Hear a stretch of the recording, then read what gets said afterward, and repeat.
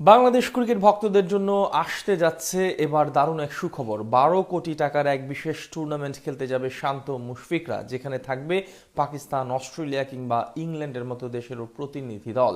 দুনিয়ার শীর্ষ সব ফ্র্যাঞ্চাইজিকে নিয়ে হবে বিশ্বকাপ, যার দিনক্ষণ প্রকাশ করলো আয়োজকরা। 2026 টি-20 বিশ্বকাপ খেলতে যায়নি বাংলাদেশ। প্রথমবারের মতো সংক্ষিপ্ত ফরম্যাটের বৈশ্বিক আসরে দেখা যাচ্ছে না টাইগার ক্রিকেটারদের, জানিয়ে বেশ মন খারাপ এদেশের ক্রিকেট প্রেমীদের। তবে এবার নতুন সুখবর আসতে যাচ্ছে বাংলাদেশি ক্রিকেট প্রেমীদের জন্য। 12 কোটি টাকার প্রাইজ মানির এক টুর্নামেন্ট খেলতে যাবে নাজমুল হোসেন শান্ত, মুশফিকুর রহিম ও তানজিদ তামিমের মতো ক্রিকেটাররা, যেখানে সুযোগ থাকবে বিশ্বের সব সেরা সেরা ফ্র্যাঞ্চাইজিগুলোকে হারিয়ে শিরোপা জেতার। যেখানে বাংলাদেশ বাদে পিএসএল এর আগামী আসরের চ্যাম্পিয়ন, বিগ ব্যাশের চ্যাম্পিয়ন এবং ইংল্যান্ডের টি-20 ব্লাস্ট থেকেও আসবে একটি করে দল। 2024 সালে যাত্রা শুরু করেছিল ফ্র্যাঞ্চাইজি টুর্নামেন্টের বিশ্বকাপ খ্যাত global super league. West Indies cricket বোর্ডের অধীনে পরিচালিত হয় এই টুর্নামেন্ট। দুনিয়ার সব সেরা সেরা ফ্র্যাঞ্চাইজিগুলোকে নিয়ে মাঠে গড়ায় এই আসর। প্রথমবার জিএসএল এ অংশ নিয়ে শিরোপা জিতেছিল রংপুর রাইডার্স। সেইবার ফরচুন বরিশালের খেলার কথা থাকলেও তারা অংশ না নেওয়ায় খেলেছিল রংপুর।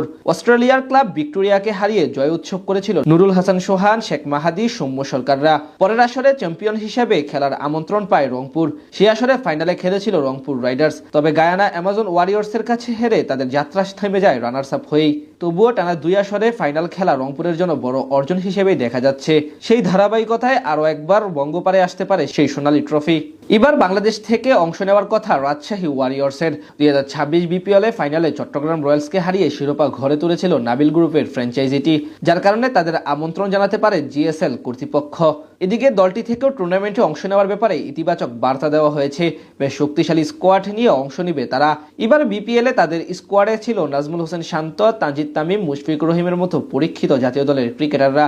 এছাড়া রিপন মন্ডল, আব্দুল গাফফার সাকলাইন ও মেহরুব হোসেনের মতো উঠতি তারকারাও ছিলেন স্কোয়াডে।